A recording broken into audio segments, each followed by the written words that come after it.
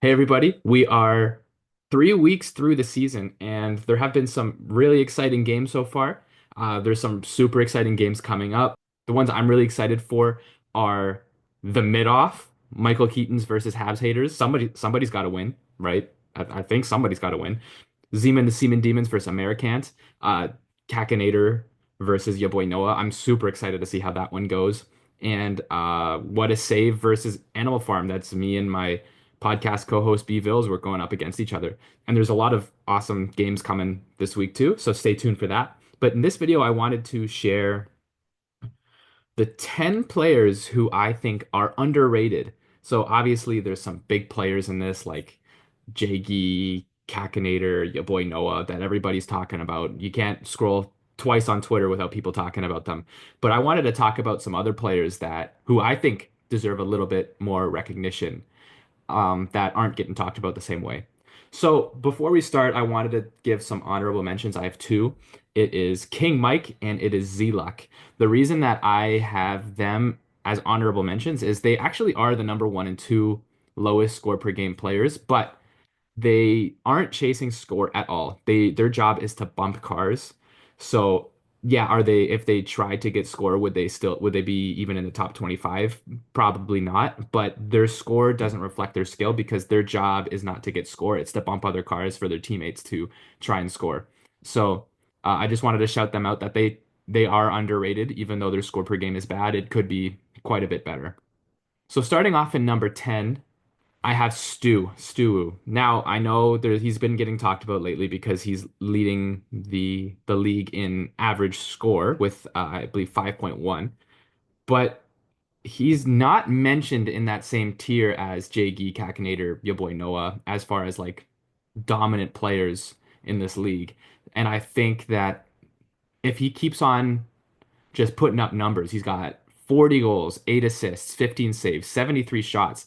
He's shooting at a 54.79%. If he was shooting at a higher percentage, he'd be up there with those guys.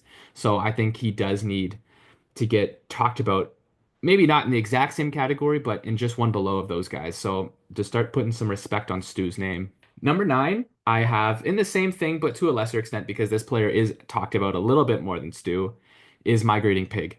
Migrating Pig has the second most goals in the league with 52. He's putting up passes. He's got 10 assists. He's got 8 saves, 70 shots. So Migrating Pig is talked about in that one tier below those top three players. So I wouldn't say he's drastically underrated, but he's still a tremendous player. And I think that when people are looking at the schedule and they see that they're playing Animal Farm, I think they should be, thinking about Migrating Pig and what he can and the damage that he can do. He's averaging 780 score per game, which is insane. So yeah, just watch out for him. Now, those are the two top tier players that I still think are underrated. The next kind of eight are not in that top category, but they're still better players than what their score suggests, I think. So next we have, also, if I'm not looking at the camera, I apologize. I'm looking at my stat sheet, so it might look a little weird. At number eight, the eighth most underrated player, I have Gloop. The reason I have Gloop is, yeah, sure, he's, 27th overall in score per game. So, that's one of the lower ranked players, but he's got 16 goals, which is the highest out of that low tier. He's putting the ball in the net. And I think where he's getting dragged down is his assists. He's not a good passer, where we've obviously seen that. But all of his other categories are actually pretty good. Saves, he's got 10, which puts him in the top half of the league. And shots, he's got, 18. So he's not shooting the ball a ton, but he's got an 88.89 shooting percentage, which I believe is the best in the league, second best in the league to Kakinator. If Gloop goes into a game ready to shoot the ball, he's going to beat you. So I think if he can just start getting some more shots on net, I'd watch out for We Want to Eat Your Babies because that guy, he's shooting at lethal efficiency. So just watch out for him. Number seven, I have Hanzo's Sword. The reason I have Hanzo is simply because of his teammate, your boy Noah. Hanzo isn't getting the same respect as his teammate. Now, his teammate just statistically is doing obviously better than him, but he's putting up very good numbers himself. He's got 15 goals, okay, not tremendous, but he's got 13 assists. So he's definitely helping your boy Noah get those goals. He's setting them up nicely. He's got 6 saves and he's got 18 shots. So he's not shooting. So I think he's deferring the offense to your boy Noah. And I think that if he needs to start, producing some more offense, if your boy Noah's having an off game, I think that just with what we've seen so far, that he can step up and do that. So that's why I think Hanzo is the seventh most underrated player in this league. At number 6, I have Straven on the Michael Keatons. The reason I think Straven is underrated is because, first of all, he's on a brutal team. The Michael Keatons, unfortunately, are not having a good start to the season. And I think that people can underrate him just looking at the team stats. But on his own, he's not doing terrible. 8 goals, 2 assists, nothing great. But what is scary about him, and I would be worried if I was going to play against him, was that he's only shooting at a 30% shooting percent, which means that if he can get that up to league average, which I believe is 60.57% is league average. If he can get that even to league average, that doubles his goals, which is 16, which is 8 more goals on the season. And how many games do they win if they had 16 goals? So if he can get his shooting percentage up, the Michael Keatons, are they a playoff team? I don't think so, but I think that they can be a spoiler if you're not ready to go play against them, and if he can get his shooting percentage up to about league average. Number 5, I have Arizona Ranger. The reason I think Arizona Ranger is underrated is because he is just putting up good numbers across the board, just plain and simple. He's got 24 goals, which puts him near the top 10 in goals. He's got 5 assists, okay, 5 saves. So, but what is scary about Arizona Ranger to me is it's the same thing as Hanzo's sword. It's that he just has better numbers than Hanzo, at least goals. Is that if Deluxe Sausage has an off game, Arizona Ranger can definitely put the ball in the net and definitely can punish teams for taking him lightly or double teaming Deluxe Sausage, his teammate, who is having a very good season. Number 4, who I think is the fourth most underrated player in the league, is Herker.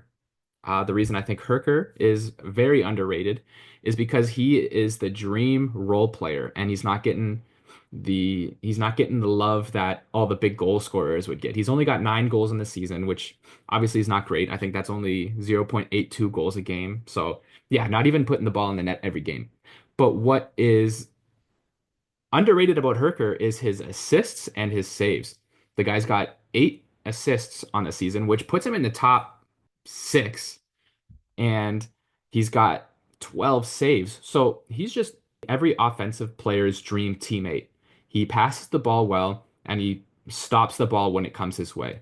So if Kobe can start putting the ball in the net, he's got 16 goals. If Kobe can start, maybe double that up and get, and start doubling his efficiency a little bit, I think Wolfpack will be a dangerous team because Herker is doing his role-playing job tremendously. Number 3, who I think is the third most underrated player in the league, is Ost Krim.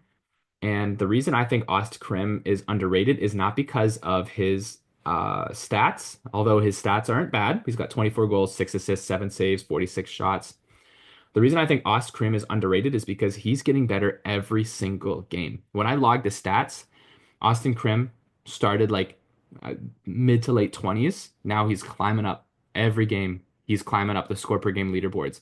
He's putting he's putting in the work. He's getting better every single game. I actually played against him in a private match last week, and he started off as a brand new player. The guy can actually play. He's not bad.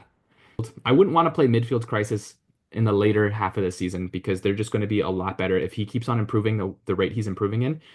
He will finish as a top 6 to 8 player in the league if he doesn't stop at this pace. The second most underrated player in the league, I think, is Ecstasy. And the reason I think Ecstasy is the second most underrated player in the league is because I think he is up there in that same tier as Stu and Migrating Pig, who, yeah, sure, those 2 players are underrated in their own, but Ecstasy is being talked about in a tier below them, where I think he actually is pretty equal to them. The reason he's just statistically a little lower than them is he's not getting the assists at all. Um, he only has 3 assists, so that is just completely lowering his score per game average. But he's got 35 goals, which is insane. He's got, yeah, only 3 assists, 7 saves. So he's definitely much more of an offensive threat, but he's only shooting 52%, which is below league average. So even if he gets that up to about 60, that's a few more goals. That's a few more goals might equal a win. And I would just not take Ecstasy lightly. And not only would I not take him lightly, I would consider him one of the top few players in the league. Who I think the most underrated player in all of Soda League is. And as I was thinking of this video idea, this player came to mind. So this player spawned this whole idea because I think he's so underrated, is P-Boy. Yeah, he's not even in the top half of scoring, but man, the guy can play. He's got only 8 goals, sure. 0 assists, sure. 15 saves, sure. 28 shots, sure. Those numbers are not overwhelming at all. But he's only shooting at a 28 shooting percentage, which is the worst in the league, which means if he can get, that up to 60, that doubles his goals, more than doubles his goals, which is at 16. But the reason he's underrated is because he's on a terrible team. They're also undefeated, but he is he is keeping the games close pretty much every single game. King Mike's definitely doing his role. I had him in the honorable mentions, bumping cars around. Pretty much everybody who's played against the Habs haters DM me or told me privately, like, man, P-Boy can actually play. He's pretty good. I played with him myself, and yeah, he is a lot better than his record suggests.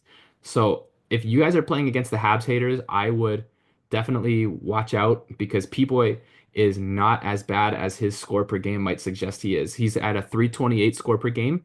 I would say if he can get going, he could be at about a 560 score per game, which puts him between myself and Deluxe Sausage. I think he is that good. I think he can jump up 10 spots and be a top 15 player in the league. He is good enough. So if he can start getting that shooting percentage up, he's going to climb up this leaderboard and win some games. So is there anybody that I left off the list that is so underrated that even I missed them? Let me know. And thanks for watching, guys.